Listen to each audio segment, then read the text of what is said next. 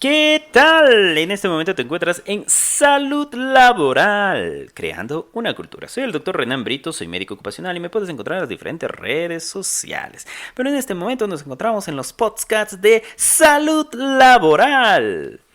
Y hasta el momento hemos venido hablando de algunos temas muy importantes, como por ejemplo la importancia de la salud y la seguridad en el trabajo. Puedes escucharlo en los podcasts. También hemos hablado de los factores de riesgo laboral, cómo influyen en tu salud, la carencia de la salud y la seguridad ocupacional. También hemos ido abordando ciertas situaciones de estrés psicosocial, como por ejemplo el estrés laboral. ¿Qué personalidades te predisponen a que sufras de estrés laboral? ¿Y qué efectos en tu salud produce el estrés? Y obviamente, como estamos en un podcast preventivo, es necesario obviamente de dar técnicas preventivas. Y eso lo podemos ver en el podcast de técnicas para enfrentar el estrés. Y te le recomiendo que lo escuches, te servirá mucho. Adicional, pues, también conversamos acerca de la sostenibilidad del trabajo humano. ¿Qué tan sostenible es pasarte trabajando 50, 60 horas a la semana? ¿Y eso qué conflicto va a producir en tu familia y el trabajo? También te invito a escuchar, estos podcasts. También el apoyo social, que es muy importante dentro del trabajo, en la comunidad y en tu familia. Y la capacidad de control que tienes de tu trabajo es muy importante también. Luego hemos hablado acerca del moving, ¿sí? De características generales, y hemos hecho una descripción un poco más detallada del mismo. Posteriormente hablamos de la ergomanía, que es básicamente la adicción al trabajo. Y el último podcast que realicé fue el burnout o síndrome del quemado, que es básicamente por pasarte solo trabajando.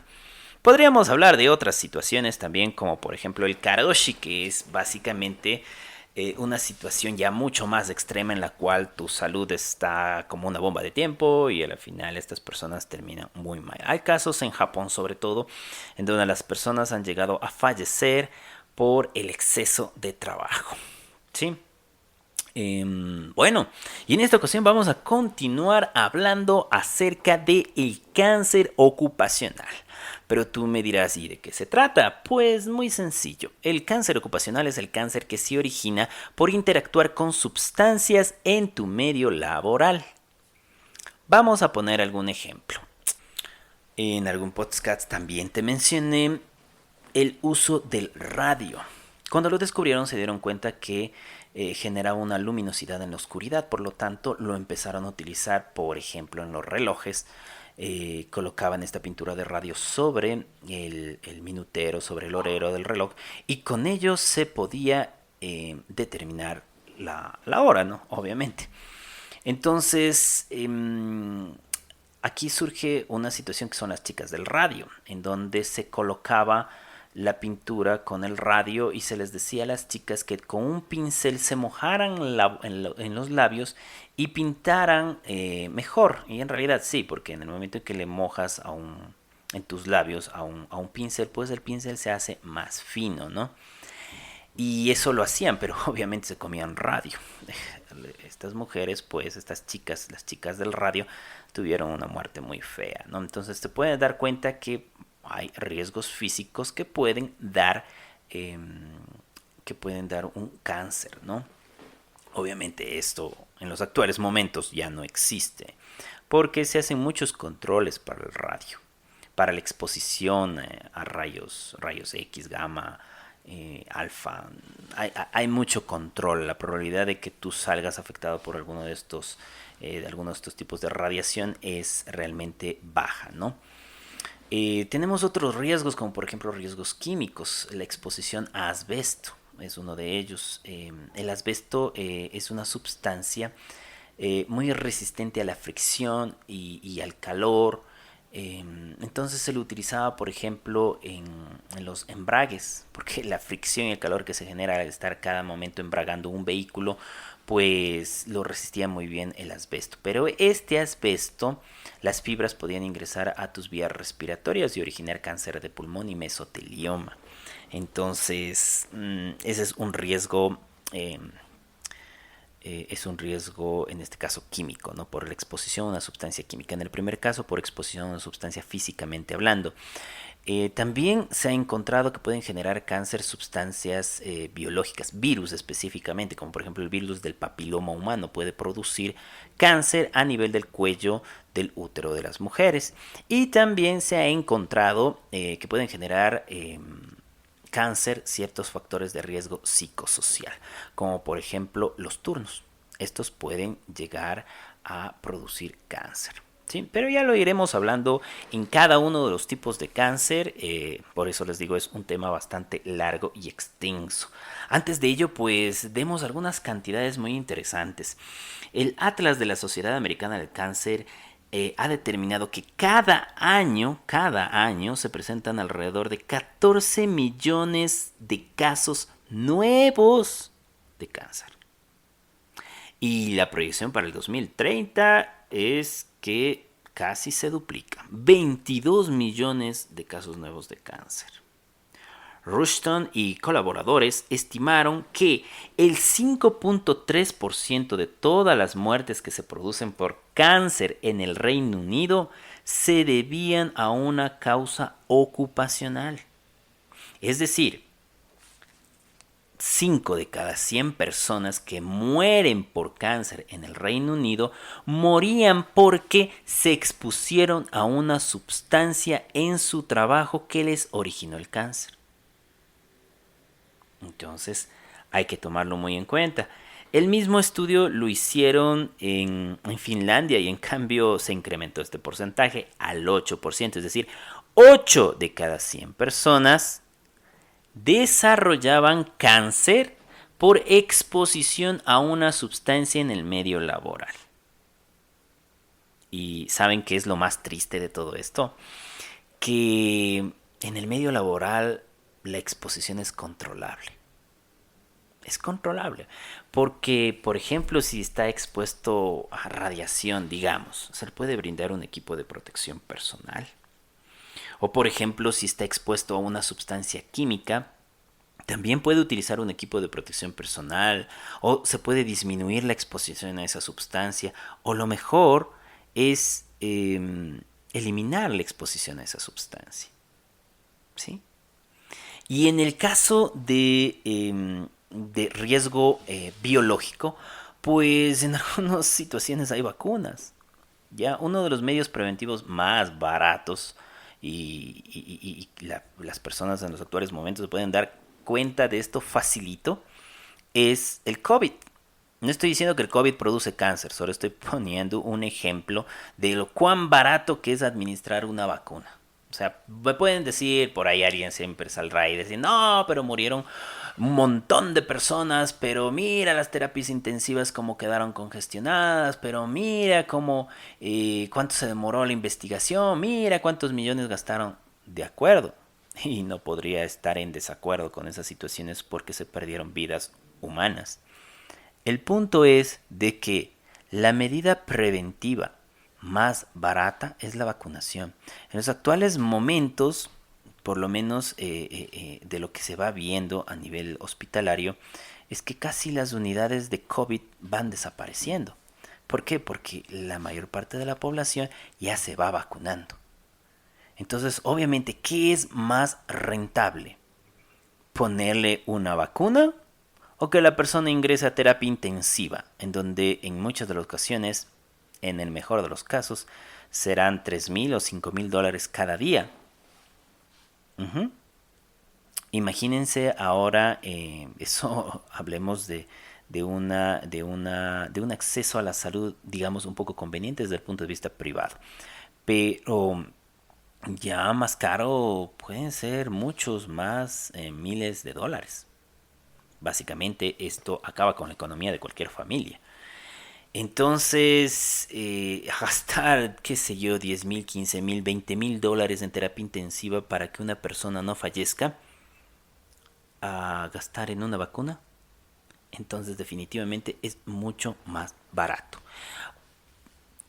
Pongámoslo en perspectiva hacia lo que es el cáncer originado por un virus, por ejemplo el papiloma humano, cáncer de cuello de útero. Si nosotros vacunamos contra esto, la persona ya no va a tener que recibir tratamientos, quimioterapia o radioterapia o la terapia que tenga que recibir. Simple y llanamente se vacunará y con eso disminuye la probabilidad de que le dé cáncer, ¿no? Desde el punto de vista psicosocial, si decimos que los turnos pueden originar cáncer, ¿qué tipo de cáncer? Cáncer de mama. Y si disminuimos la exposición, por ejemplo, de la madre o de una mujer a turnos, pues vamos a disminuir la probabilidad de generar cáncer, ¿no? Obviamente para esto va a haber factores de riesgo, ¿no? O sea, si la mujer tuvo una mamá que le dio cáncer, pues obviamente va a tener mayor probabilidad de que le genere también cáncer. Pero vuelvo y repito, esto lo iremos hablando poco a poco en los siguientes podcasts correspondientes. O sea, si vamos a hablar de, digamos, cáncer de colon, hablaremos de los factores de riesgo laboral para el cáncer de colon. Y si vamos a hablar de cáncer de mama, hablaremos de los factores de riesgo laboral específicamente en el seno. ¿Sí? Entonces no te pierdas estos podcasts en el futuro. Pero por el momento seguimos dando solo una introducción, porque es muy importante determinar lo que es la prevención. ¿Qué es prevención? Como su nombre lo dice, perdón, es prevenir. Es mucho más fácil prevenir. Es mucho más barato prevenir. Entonces, vamos hablando de lo que es prevención primaria, que es prevención secundaria. Hablemos primero de lo que es la prevención primaria. La prevención primaria es básicamente evitar que te expongas al factor de riesgo laboral, en este caso a la sustancia que te puede originar cáncer. ¿Cómo haces esto? Pues muy sencillo. Quitas, eliminas la sustancia. Tomemos como ejemplo el asbesto. Pues las personas que trabajaban con asbesto normalmente desarrollaban un cáncer que es el mesotelioma, que es una especie de cáncer que se presenta para que tú me comprendas, en la envoltura del pulmón. ¿Sí? Imagínate que el pulmón es una manzana, la manzana es la pulpa misma y la cáscara que le envuelve a la manzana es la pleura. Esta pleura es básicamente la que se afectaba con la fibra, la fibra del asbesto y originaba el mesotelioma. Entonces, esto era raro. ¿Por qué? Porque normalmente las personas que trabajaban manipulando esta sustancia, solo ellas desarrollaban mesotelioma. Entonces dijeron, bueno, ¿qué rayos está pasando aquí? Porque el mesotelioma solo se desarrolla en las personas que están trabajando con asbesto. Entonces obviamente empezaron a hacer la interrelación e identificaron obviamente que la persona desarrollaba cáncer por la exposición a asbesto. ¿Sí? Entonces se empezó a eliminar, primero a reducir y posteriormente a eliminar el uso de asbesto. En algunos países incluso ya está prohibido su uso. Sí, porque está demostrado de que es cancerígeno. Hay datos muy importantes, ¿no? Hay datos interesantes acerca del asbesto, como por ejemplo que ya cuando identificaron que los trabajadores que laboraban manipulando esta sustancia iban a desarrollar mesotelioma, entonces dijeron, ya, pues entonces no les dejemos que se expongan a este polvo, a esta fibra. Básicamente es una fibra, pero quedaban partículas como polvo a nivel del traje del trabajador. Entonces ya les daban equipo de protección personal, les daban equipo para proteger su vía respiratoria, pero a pesar de ello siguen utilizando ciertos overoles. Entonces el señor que trabajaba expuesto a estas sustancias empezó a llevar el overol a la casa para que le lave su esposa, su pareja. Entonces su señora, bien agenciosa, buena persona, le cogía y le lavaba. Y después empezaron a aparecer las esposas de estas personas con mesotelioma, pero decían, ¿y por qué? Si ellas no se exponen, ellas no trabajan en la fábrica que utiliza el asbesto. Luego, a través de estudios epidemiológicos, pues identificaron realmente que estos caballeros llevaban el traje con con asbesto en la ropa, en el overall, hacia su casa. Y su esposa les daba lavando y obviamente respiraban esa fibra y por eso les originaba el cáncer, ¿no? Entonces, obviamente de ahí es donde surge una de las razones por las cuales el equipo de protección personal, la ropa de trabajo, no se debe llevar a la casa, sino debe ser lavada idealmente en la institución o empresa. De ahí surge esta situación, básicamente con el asbesto. Entonces, eso es prevención primaria, es decir, bueno, a ver, si estas personas se me están enfermando por asbesto, quito el asbesto y ya no tengo cáncer. Eso es prevención primaria, evitar la exposición. Un nuevo ejemplo es evitar la exposición a la anilina. Hace décadas atrás se utilizaba anilina para tinturar las cosas, sobre todo las telas. Entonces, las telas para agarrar o tomar el color de la sustancia que querían, pues utilizaban anilina. Y esta anilina es cancerígena. Entonces las personas fallecían con cáncer renal. ¿Qué se hizo? Pues eliminar el pigmento, así de simple.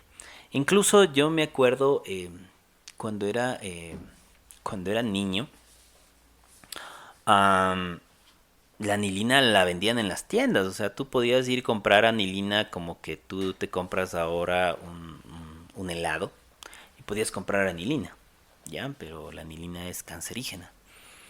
Entonces hay ciertas cosas, hay ciertas situaciones que han ido cambiando con el pasar del tiempo, conforme se va enlazando los datos epidemiológicos y se va determinando que hay sustancias que pueden ocasionar mucho daño a la salud humana, ¿sí?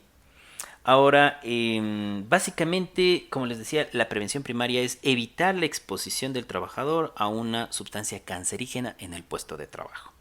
Pero ahora vamos con la prevención secundaria, que es básicamente evitar que te enfermes o que te mueras por cáncer. ¿Cómo haces esto? Pues identificando de manera temprana si estás desarrollando algún tipo de cáncer. A través de un examen médico, a través de un examen clínico, a través de exámenes de laboratorio. ¿Con qué finalidad? Con la finalidad de que si es un cáncer que se puede modificar su evolución, modificarlo. Entonces ya no vas a morir tan pronto si es que te da cáncer, ¿ya?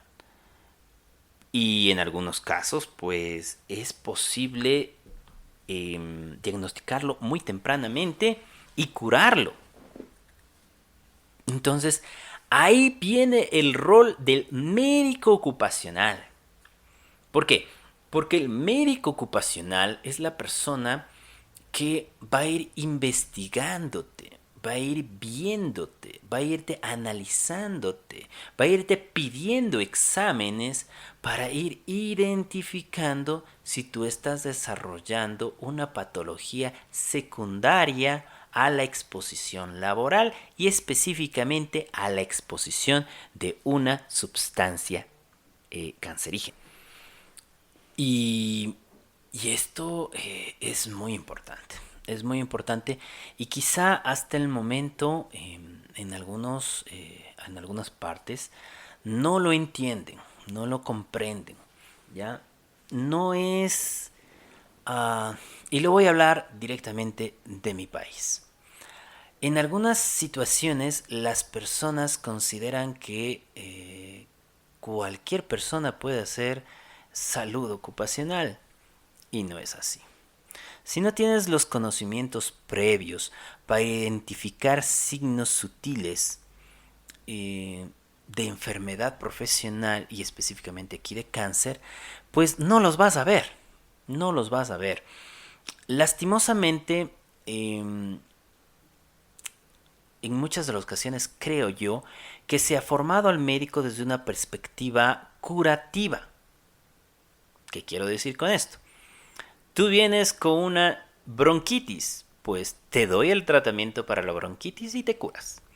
Vienes con una faringoamigdalitis, te doy un tratamiento para la faringoamigdalitis y te curas. Vienes con, digamos, una apendicitis, ven, ingresas al quirófano, te saco el apéndice y te curas. Entonces es una perspectiva curativa, no preventiva. La medicina ocupacional lo que hace es identificar estas características, estas situaciones particulares, para ir avanzando un pasito más. Entonces, si yo puedo gestionar la reducción de la exposición a una sustancia, si yo puedo gestionar la eliminación de esa sustancia, ¿ya? Y si no puedo hacer ninguna de las dos porque el proceso productivo tal vez lo amerita, pues yo sí puedo ir observándola a la persona para ver si no se está alterando su organismo. Porque si se está alterando su organismo, ya le puedo referir al otro especialista.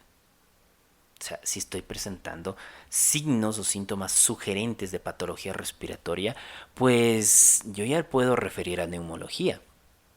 Si yo estoy viendo que tengo una persona con signos o sintomatología sugerente de patología dérmica, pues le voy a referir a un dermatólogo.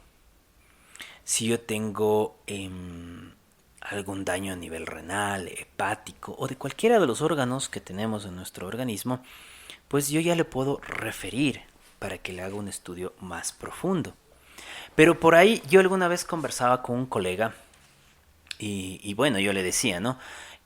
Mira, este paciente está expuesto a tal sustancia, y me decía, ah, sí, eso es sencillo, ¿no? ¿Qué podemos hacer? Claro, hay que darle tratamiento de tal situación y ya con eso se cura. Pues sí, parece sencillo, ¿no? Parece muy, muy, muy sencillo. La situación es que no es tan sencillo. A nivel de las empresas e instituciones, idealmente no tiene que enfermarse nadie. Y si se enferma, eso es una alarma tremenda, porque significa que esta persona pudo haber sido más susceptible. Y al ser más susceptible, ¿cuántas personas trabajan en el puesto de trabajo? ¿Ya? Entonces, esto es más o menos para que tú tengas una perspectiva de lo que es la medicina ocupacional. ¿Qué quiero decir con ello? Imagínate tu cuerpo. Tu cuerpo puede ser afectado el corazón, tu cuerpo puede ser afectado el riñón, puede ser afectado el colon, puede ser afectado el corazón, puede ser afectado el intestino delgado, grueso, tu sangre. Cada uno de ellos puede ser afectado de diferentes formas por diferentes sustancias que podemos encontrar en el medio laboral, ¿ya? Entonces, si se afecta, como te decía, el riñón, pues irá al nefrólogo. Si se afecta el corazón, pues irá al cardiólogo. Si se afecta el pulmón, pues irá al neumólogo y así sucesivamente. En medicina ocupacional, tú manejas seres humanos, pero manejas empresas, manejas instituciones, en donde los puestos de trabajo son más o menos como órganos. Si un, si un puesto de trabajo es afectado, se está afectando un órgano de la empresa o institución. Entonces ahí viene lo interesante, porque en el caso de la medicina curativa va a curar a una persona, pero en cambio en medicina ocupacional no es que te encuentras con una persona. Un puesto de trabajo puede estar 2, 3, 10, 15, 20, 100, 200 personas en un solo puesto de trabajo. ¿Te imaginas gestionar todo ese proceso? Y si ese puesto de trabajo se ve digamos, complicado porque están una o varias personas alteradas en su salud, se altera el proceso productivo de toda la empresa o institución. Entonces ya no es tan sencillo. Ya no estás viendo un paciente. Estás viendo a un colaborador o colaboradora de la empresa o institución que está afectando a un puesto de trabajo y que eso va a producir un efecto mariposa, un efecto como dominó en toda la empresa o institución, que puede llegar a afectar la productividad de toda la empresa o institución. Y ahí la importancia del médico ocupacional que vaya controlando eso en forma progresiva. Ahora, tú puedes decir, sí, se afecta el proceso productivo. Ok, pero no solo se afecta el proceso productivo. Te pueden llegar a sancionar como institución o empresa por esa situación. ¿Por qué? En la mayor parte de países normalmente hay legislación o normativa correspondiente a lo que es salud y seguridad y normalmente el empleador tiene, digamos, la obligación de cuidar a cada uno de los trabajadores, trabajadoras, colaboradores, colaboradoras de una empresa o institución. Y en el momento en que no le está cuidando, pues puede sujetarse a sanciones, de diferente índole de acuerdo al país en el cual nos encontremos. Entonces, la empresa o institución, a más de verse afectado su proceso productivo, va a verse afectado su economía por demandas o por subsidios y ya es un problema. Ahora, eso transformémoslo o extrapolémoslo a nivel del Estado. ¿Qué pasa? Imagínate que tienes un grupo de personas que se están enfermando de una situación en específica. Se está afectando un área de trabajo de un país. Y normalmente, partiendo de un país que sí esté bien estructurado, pues normalmente los ministerios de salud pública van a absorber esas personas. Pero los ministerios de salud pública absorben el cuidado de estas personas que están desarrollando cáncer por exposición ocupacional que no deberían. ¿Por qué? Porque para ello debería haber un seguro para el trabajo. Y ese seguro es el que debería de absorber a estas personas. En el momento en que no es absorbido por este seguro del trabajo y lo absorbe una institución de salud pública, lo estamos pagando todos. Todos, absolutamente todos. Eso es, primero, no es justo. ¿Sí? ¿Por qué? Porque debería haberse gestionado lo que es la salud y la seguridad desde el inicio para eliminar la sustancia de exposición o al menos disminuir o poner una barrera entre esa persona y la sustancia, como por ejemplo un equipo de protección personal. Y adicional a ello, pues todo esto se ve afectado porque no hubo esa gestión.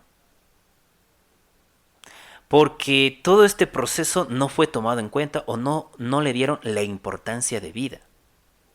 Entonces estas personas terminan en el sistema público, congestionando el sistema público, sometiéndose a situaciones que no deberían haber sido sometidos. Y para colmo, no les tratan bien porque dicen, ¿y cómo se enfermó? No, usted mismo, ¿qué habrá estado haciendo? No, o sea, si se va siguiendo el hilo, como les dije al principio, el 50% de sustancias cancerígenas se encuentran en el medio laboral. Podrían encontrar la razón tranquilamente. Pero en ese caso, ¿qué se podría hacer? Tú podrías decir, no, entonces demandémosle al empresario. No, o sea, el empresario, si no tenía un sistema de salud y seguridad, no iba a poder cuidarle al colaborador, colaboradora, trabajador, trabajador, empleado, empleada. Cuando ya se da cuenta, pues sencillamente puede caerle una demanda económica muy fuerte y eso ocasionar que colapse la empresa o institución en la cual estaba trabajando esta o varias personas que desarrollaron el cáncer, y eso que va a ocasionar que esta empresa o institución cierre, y eso que va a ocasionar que varias de las personas que trabajaban ahí que no estuvieron expuestas a esa sustancia ya no tengan trabajo. ¿Ya? Y si no tienen trabajo, este grupo de personas se lanza a la desocupación. ¿Y ahora qué se hace? Entonces, no tener un sistema de salud y seguridad ocupacional en relación con el cáncer ocupacional es un problema social. Porque ya les he ido describiendo toda esta situación. Ahora vamos desde un punto de vista individual y personal. Digamos que una persona desarrolla un cáncer porque no hubo un sistema de salud y seguridad en la empresa o institución en la cual laboraba. Listo. ¿Y creen que esto es barato? En el mejor de los casos, pues les digo, podrá ser absorbida en el ministerio de un ministerio público, un ministerio de salud pública, o podrá ser absorbido por un seguro del trabajo. Pero en el peor de los casos, esta persona puede salir de cualquiera de estos dos sistemas y ¿ahora qué hace? Su familia va a hacer todo lo posible para que esta persona no muera por cáncer. ¿Y eso qué significa? de que si tenían cualquier tipo de propiedad privada van a tener que venderla para poder mantener la vida de esta persona con cáncer, porque no fue absorbido por los sistemas anteriormente mencionados, lo cual ocasionó un colapso económico de esa familia, que en última instancia puede llegar incluso con la muerte de la persona y a pesar de todo quedar endeudada. Entonces es un problema personal, es un problema empresarial, es un problema social y es un problema de Estado que tiene que ser abordado, que debe ser abordado. ¿Sí? Entonces vamos a seguir hablando de este tema muy interesante, complejo, largo, muy detallado, en las siguientes entregas de los podcasts de salud laboral, creando una cultura. Soy el doctor Renan Brito, soy médico ocupacional. Me puedes encontrar en diferentes redes sociales como Facebook, Twitter, LinkedIn, Instagram TV, YouTube, sobre todo YouTube. Suscríbete por favor. En Telegram también me puedes encontrar. Y recuerda algo muy importante. Escucha todo el podcast, comparte el podcast, si puedes comenta el podcast y también ingresa en mis redes sociales y comenta, comparte. Recuerda que esto es para crear una cultura en salud y seguridad. Que tú te expongas a alguna sustancia, bueno, te expongas, pero con las debidas precauciones para prevenir cualquier desarrollo de enfermedad profesional, una de ellas el cáncer. Recuerda muy bien, por favor, que en salud laboral, creando una cultura, está o ha sido creada justamente por ello. ¿Sí?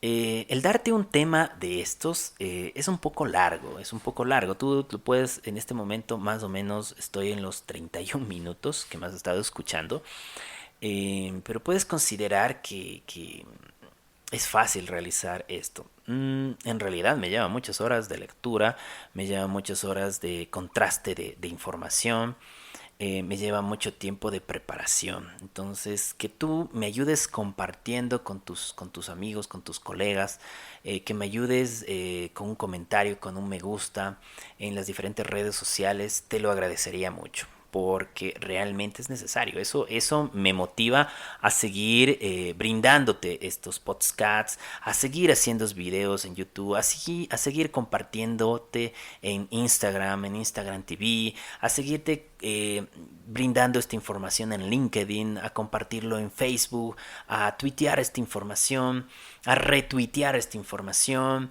a que ingreses al canal en Telegram. Todo esto es muy importante para mí porque me ayudas, me motivas.